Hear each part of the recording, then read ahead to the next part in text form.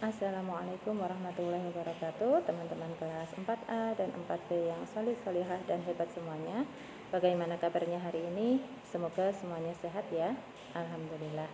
Teman-teman, hari ini kita akan melanjutkan belajar kita di tema 1, indahnya kebersamaan, di subtema yang kedua, kebersamaan dalam keberagaman.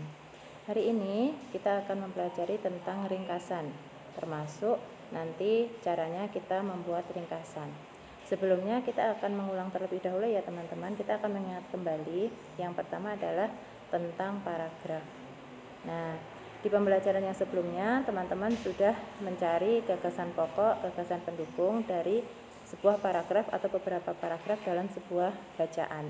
Nah, paragraf sendiri itu adalah suatu gagasan yang berbentuk serangkaian kalimat yang saling berkaitan satu sama lain. Ada yang menyampaikan juga bahwa paragraf itu adalah seperangkat kalimat yang membicarakan suatu gagasan atau topik. Nah, jadi gagasan paragraf itu adalah rangkaian kalimat ya, rangkaian kalimat. Ada beberapa kalimat yang itu berkaitan satu sama lain dan itu membahas suatu topik ya. Itu adalah paragraf. Nah, paragraf sendiri itu disebut juga sebagai alinea ya, alinea. Nama lain dari paragraf. Nah, kemudian berdasarkan letak ide utamanya atau gagasan utamanya atau kalimat utamanya, paragraf ada beberapa jenis. Yang pertama ada paragraf deduktif. Nah, paragraf deduktif ini adalah paragraf yang ide utamanya ada di awal paragraf ya. Paragraf deduktif. Jadi, kalimat utamanya atau ide utamanya ada di awal paragraf. Kemudian paragraf induktif yang kedua, yaitu paragraf yang ide utamanya ada di akhir paragraf. Sementara yang ketiga ada paragraf campuran, yaitu paragraf yang ide utamanya ada di awal dan akhir paragraf. Nah, itu beberapa jenis paragraf berdasarkan letak ide utamanya. Nah, kemudian nanti kita juga akan menjumpai teman-teman ada teks lisan tertulis, teks tertulis dan teks visual. Nah, bedanya apa? Kalau teks lisan ya itu adalah teks yang nanti penyampaiannya secara lisan. Jadi rangkaian kalimat nanti yang ditranskrip dari rekaman bahasa lisan. Jadi disampaikan secara lisan. Contohnya misalnya percakapan. Nah, kita berbicara itu sudah termasuk teks lisan. Kemudian khotbah, siaran langsung di radio atau televisi itu teks lisan. Sementara teks tertulis itu adalah teks yang penyampaiannya menggunakan tulisan. Ya, jadi misalnya koran itu termasuk teks tertulis. Kemudian buku-buku bacaan itu juga teks tertulis. Kemudian yang ketiga ada teks visual. Nah, teks visual ini adalah teks yang cara penyampaiannya menggunakan media yang dapat dilihat oleh indera penglihatan. Jadi lebih gampangnya itu biasanya lewat sebuah gambar. Nah, itu namanya teks visual. Jadi ada perbedaannya.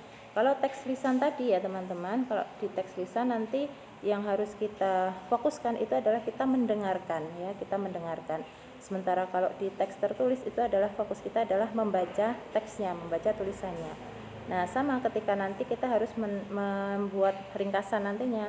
Sama-sama persamaannya kalau dari teks lisan dan teks tertulis adalah kita harus mencari gagasan pokoknya dari masing-masing bacaan itu, teksnya itu. Tetapi perbedaannya kalau di teks lisan kita harus fokus mendengarkan untuk bisa mendapatkan gagasan pokoknya atau gagasan utamanya. Sementara kalau teks tertulis kita harus fokus membaca ya, membaca berulang kali untuk bisa menemukan gagasan pokoknya. Baru yang kemudian akan kita buat ringkasan nantinya. Seperti itu. Kemudian kita masuk ke tentang ringkasan.